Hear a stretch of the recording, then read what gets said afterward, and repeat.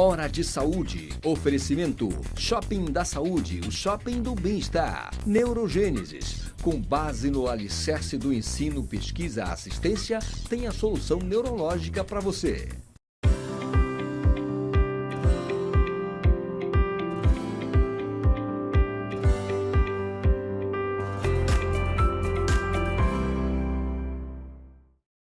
Caros amigos, mais uma vez no nosso programa Hora de Saúde. Hora de Saúde, que é transmitido para todo o estado do Pará pela TV RBA, aqui em Belém, canal 13, e neste exato momento para o mundo inteiro pelo link rbatv.dol.com.br. O nosso programa tem o apoio da Neurogênesis, que trata tudo o que existe em termos de doença neurológica na nossa região, tá? Capitaneada pelo Dr. Eric Pascoal e pelo Dr. Fernando Pascoal, e pelo Shopping da Saúde. Shopping da Saúde, tudo o que você precisar em termos de saúde, eu sempre falo de oxímetro, aparelho de pressão, todo o material médico, cama hospitalar, cadeira higiênica, tudo que você precisar para as academias, peso, tudo no Shopping da Saúde. E o nosso convidado de hoje, de novo, eu acho que esse programa talvez seja o melhor do ano. Está acabando, a gente está começando o outro ano, mas nós gravamos esse programa no dia 28 de dezembro. Então, na minha cabeça, talvez tenha sido o melhor programa deste ano. O nosso convidado é o Dr. Francisco Aurélio Soares de Brito Júnior, o Francisco Soares. O Francisco Soares formou meio ano depois de mim na Universidade Federal, em 79, na Federal do Pará. O Francisco é tenente-coronel reformado da aeronáutica, mexia com medicina de aviação, é especialista em administração hospitalar e também tem título de especialista pela AMB, pela Sociedade Brasileira de Pediatria e pelo Conselho Federal de Medicina. O Francisco é médico cooperado da Unimed e teve a ideia brilhante de observar e descobrir o que se pode fazer para tratar o autismo. Então, Francisco, super obrigado. De nada, é um prazer enorme estar aqui. Eu que tenho que agradecer a oportunidade. O autismo é uma disfunção que se caracteriza basicamente por uma dificuldade de comunicação, alguns movimentos repetitivos que nós chamamos de estereotipias, atraso de fala, às vezes ausência de fala, a criança tem dificuldade de fixar o olhar e também tem dificuldades cognitivas de aprendizado.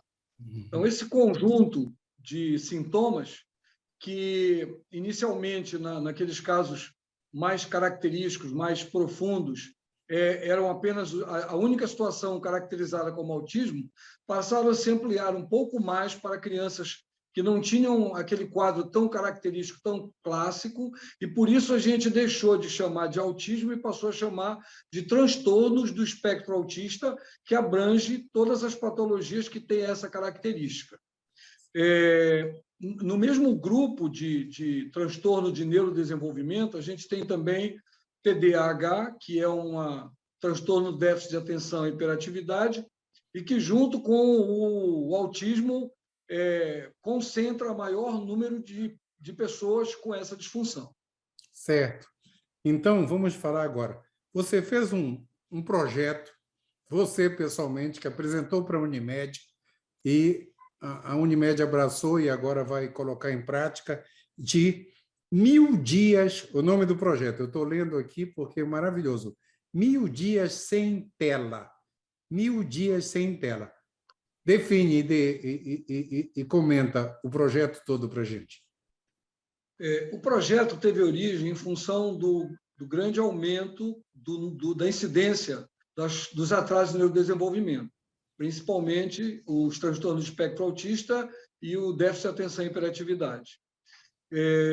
Quando eu formei, eram 1 para 500. Hoje, o CDC fala em 1 para 44. Então, em cada 44 crianças, a gente tem uma com o transtorno. Isso acarreta um prejuízo social, emocional, de bem-estar muito grande para a sociedade. E, durante muito tempo, eu fiquei tentando descobrir um caminho para ajudar essas crianças, para ajudar essas famílias. Quando você ajuda a criança, você leva a família junto. E não encontrava um meio de chegar na criança, de ajudar, de conseguir a evolução. Observei uma ligação muito grande das crianças com as telas e comecei a acreditar que as telas poderiam ser um caminho para eu chegar na criança e ajudar ela a aprender, a desenvolver, a evoluir, a crescer. Mas toda a investigação que eu fiz em cima disso, buscando como usar, de que forma usar, me surpreendeu o fato de que eu não encontrei nenhuma citação positiva em relação à utilização tela, relacionado com tratamento, com evolução, com acompanhamento de autismo. Pelo contrário, as telas sempre apontavam para o outro lado. As crianças que usavam tela tinham prejuízo no neurodesenvolvimento, não desenvolviam adequadamente, não apresentavam de uma forma quase unânime atraso de fala, dificuldade de relacionamento, dificuldade cognitiva. E aí eu comecei a acreditar que a gente podia estar caminhando no sentido inverso. Ou seja, em vez de usar a tela, talvez se a gente tirasse a tela, a gente tivesse um resultado diferente, bem melhor. E comecei a aplicar isso com os meus pacientes dentro do consultório. E, para minha gratíssima surpresa, tive resultados maravilhosos, de crianças que vinham começando na sintomatologia do autismo e que apresentavam uma melhora do comportamento, da atenção, do olhar, da interação com os pais, simplesmente com uma retirada de tela que, às vezes, com 2 meses sim, de retirada de tela, você já tinha uma repercussão muito boa. E comecei a procurar trabalho nessa direção, e encontrei diversos trabalhos, comparando as crianças que eram expostas às telas, as crianças que não eram expostas às telas e a sintomatologia que essas crianças apresentavam. E encontrei, na grande maioria deles, uma correlação importante entre o uso de tela e a sintomatologia de atraso de fala, atraso de linguagem, é o mais importante dos sintomas que a gente encontra nessa situação: atraso de linguagem, dificuldade com o olhar, dificuldade de relacionamento, dificuldade cognitiva. Ora, o autismo é considerado uma disfunção não curável. Você contorna, você educa, você... No tratamento, na lida com a criança com autismo, você faz... O objetivo do tratamento é fazer com que ela se torne independente. Mas a patologia em si, ela continua, ela não deixa de existir. Então, quando eu comecei a observar a involução de sintomas muito sugestivos da evolução para o espectro do autismo, eu comecei a ficar cada vez mais animado. E, diante da pressão social, de casos precisando de apoio, de fonoaudiologia, de psicologia, de terapia ocupacional, principalmente, com sintomatologias todas assim iniciais, de um quadro que a maioria das vezes evoluía para um quadro de transtorno do espectro autista, eu me senti muito animado a propor que a gente passasse a não expor nossas crianças pequenas, nos primeiros 1000 dias de vida, até os 3 anos de idade, às telas. O objetivo dessa não exposição, a razão dessa não exposição, é que eu observei que quanto mais cedo a criança é exposta à tela, pior o resultado. Quanto mais tempo ela é exposta à tela, pior o resultado. Também é importante enfatizar que isso não é uma coisa unânime, não são todas as crianças que reagem do mesmo jeito. Todas serão prejudicadas, todas as crianças vão ter prejuízo com o uso de tela, as crianças abaixo de 3 anos. Mas as crianças que têm a propensão para o transtorno do espectro autista, que têm a genética, porque o autismo é uma doença que tem um componente genético importante, de até 70%, embora não seja considerada uma doença genética. Por quê? Porque a herança genética não é suficiente para garantir que aquele indivíduo vai ter a disfunção. É preciso que haja um gatilho ambiental, que até hoje ninguém determinou exatamente o que é, e que eu estou ousando atribuir, pelo menos grande parte dos casos, ao uso precoce e indiscriminado de telas.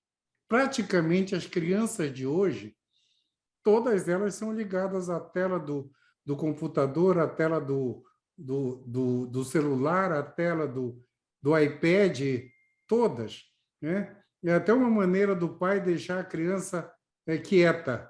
E isso você chamou atenção demais. Todas as crianças praticamente estão nascendo e estão ficando com o celular na mão, em vez do pipo de antigamente. É uma coisa fantástica. Agora, no que tu falaste, o que me chamou muito a atenção foi essa incidência tremendamente aumentada de 1 para 44. Eu acho que pouca gente sabe disso em termos de sociedade civil. Pouca gente sabe que 1 para 44 é uma prevalência muito alta, muito alta. E lógico que nós temos praticamente a mesma época de faculdade, a gente vem notando que nos últimos anos essa prevalência tem aumentado demais. E essa chamada de atenção agora foi fantástica em termos disso. Agora, me fala uma coisa. Tu estás notando uma... E outra coisa que tu falaste é o lado genético, né? O lado genético é como se fosse diabetes. Se tu não ficar comendo açúcar, tu não desenvolve. Quer dizer, lembra daquelas histórias que a gente estudava de genética para diabetes? A mesma coisa de genética para o transtorno do espectro autista. E agora nós estamos quase em cima do primeiro horário da nossa primeira parte, mas comenta ainda o achado dessa prevalência, porque depois, assim que der o intervalo, eu quero que tu comente o que vocês têm feito para tratar, para melhorar bem, em termos bem práticos. Essa prevalência já se pensou em muitas possibilidades para justificar esse aumento. A gente observa, por exemplo, de 1970 a 2010, o aumento foi mais ou menos de 3 vezes. De lá para cá, a coisa vem aumentando de uma forma que realmente está deixando todo mundo estarrecido. E ninguém consegue uma explicação plausível. Já se aventou que poderia ser vacina, mudança de hábitos das mães durante o pré-natal, fumo, por exemplo, o tipo de parto, já se pensou num monte de coisa. E até agora ninguém conseguiu uma correlação satisfatória entre o aumento da incidência e esse agente externo. Então, a minha percepção é que o mais provável do que a gente vê hoje foi a maior coincidência, foi o aumento a evolução tecnológica, o aumento do número de telas nos nossos lares e o aumento concomitante da incidência dos casos de transtorno do espectro autista e de TDAH. Certo. Então, vamos continuar já tratando disso, Francisco. Por incrível que pareça, o nosso primeiro tempo acabou. Só um instantinho que a gente já volta.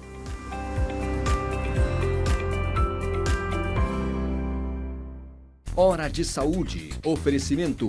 Shopping da Saúde, o shopping do bem-estar. Neurogênesis. Com base no alicerce do ensino, pesquisa, assistência, tem a solução neurológica para você.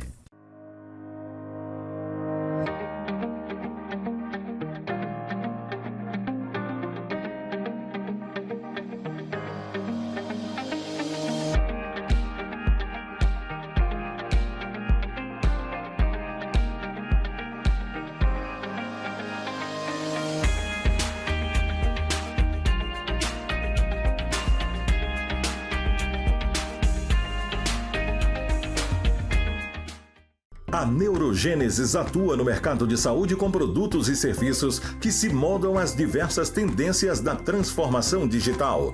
Tem como foco estratégias de atuação na Neurosaúde 4.0. O objetivo é revolucionar o atendimento médico e multiprofissional no contexto da neurociência, com entrega personalizada do diagnóstico à reabilitação neurológica. Neurogênesis, educação, pesquisa e assistência. Fones 984-510900, 3085-1600. Rua Municipalidade 985, 19º andar. Hora de Saúde. Oferecimento Shopping da Saúde, o shopping do bem-estar. Neurogênesis. Com base no alicerce do ensino, pesquisa, assistência, tem a solução neurológica para você.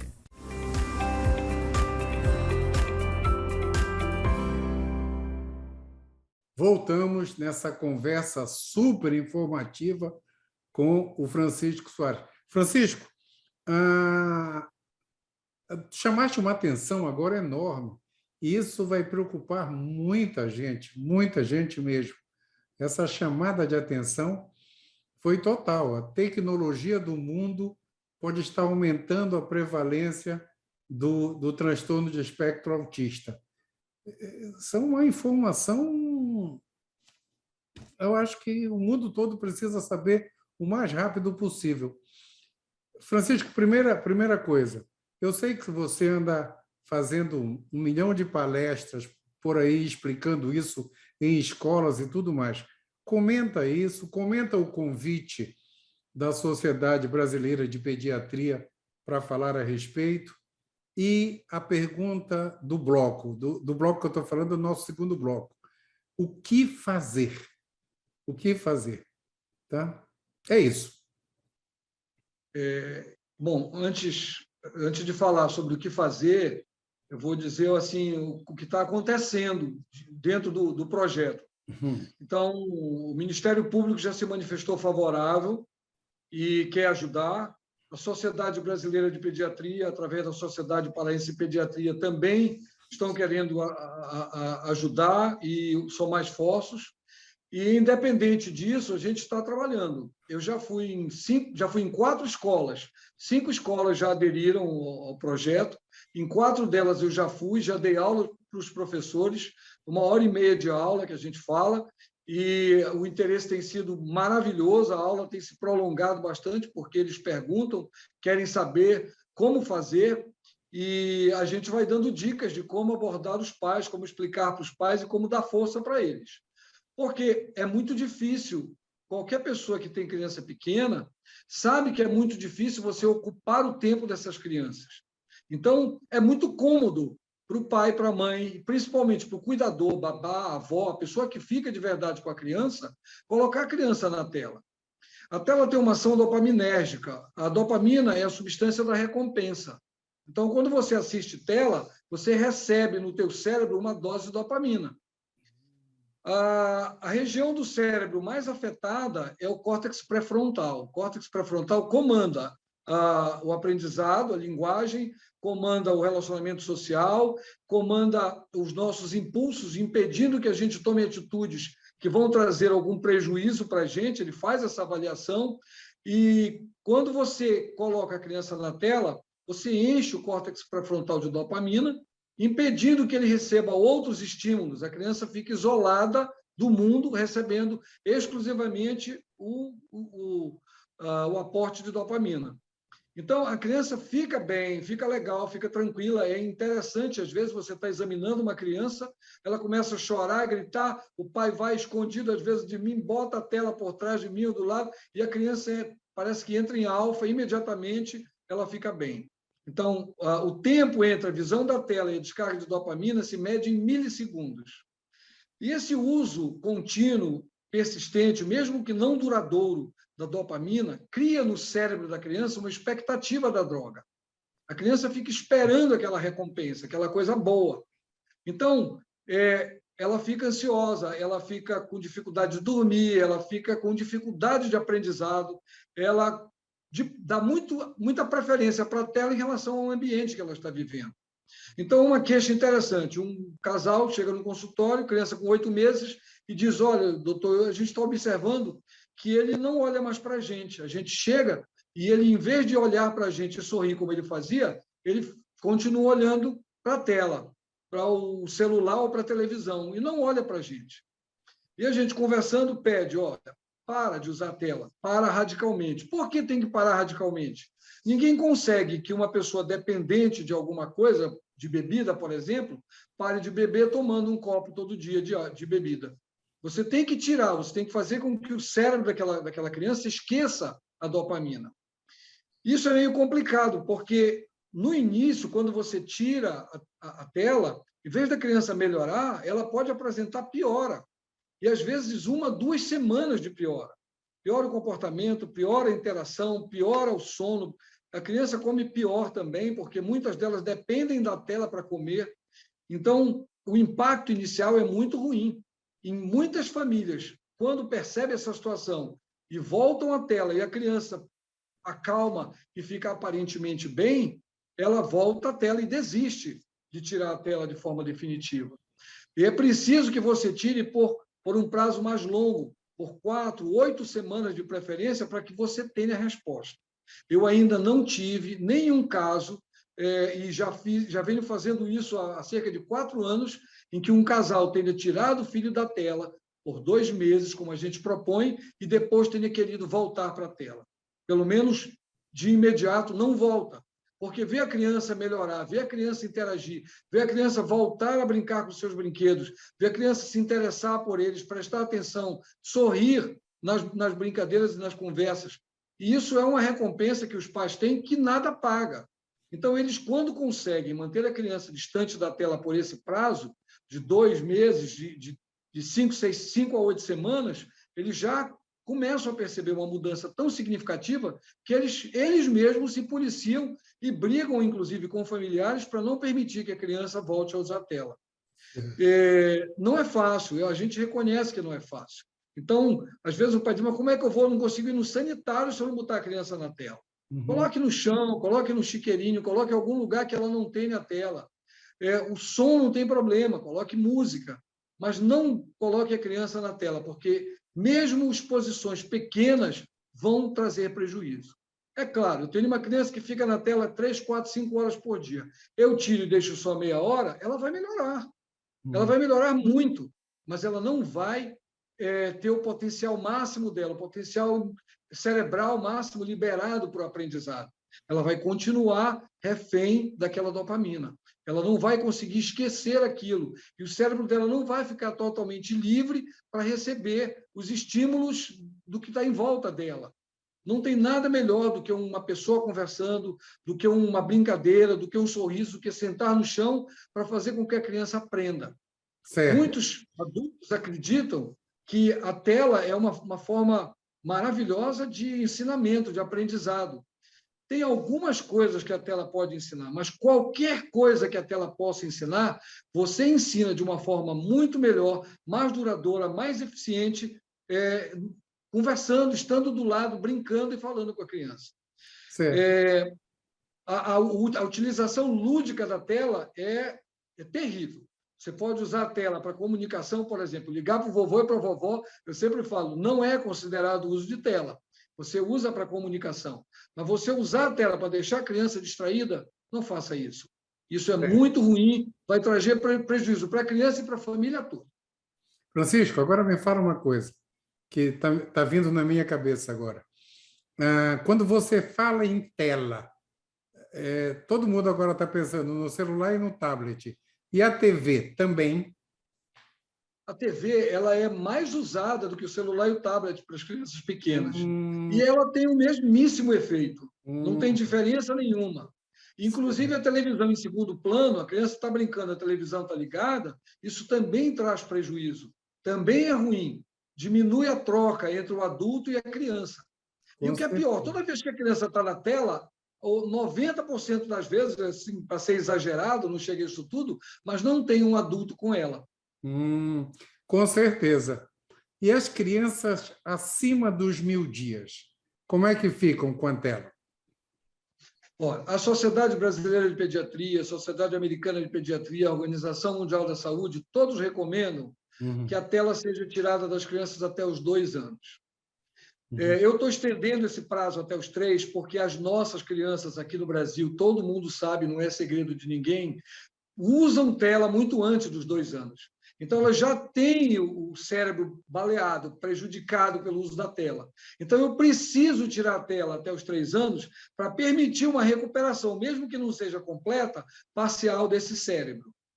Por que isso tem que acontecer até esse momento? Por causa da janela do aprendizado. Se você deixar passar os 3 anos de idade, você já não consegue um aprendizado no mesmo nível. Você já não consegue uma recuperação completa do cérebro dessa criança.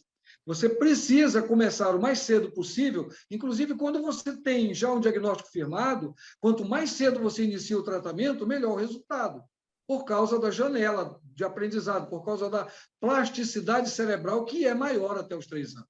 Certo. Depois dos 3 anos, vai ficando cada vez mais difícil você mexer na cabecinha das crianças. Fica mais fechado, a criança tem muito mais dificuldade de aprendizado.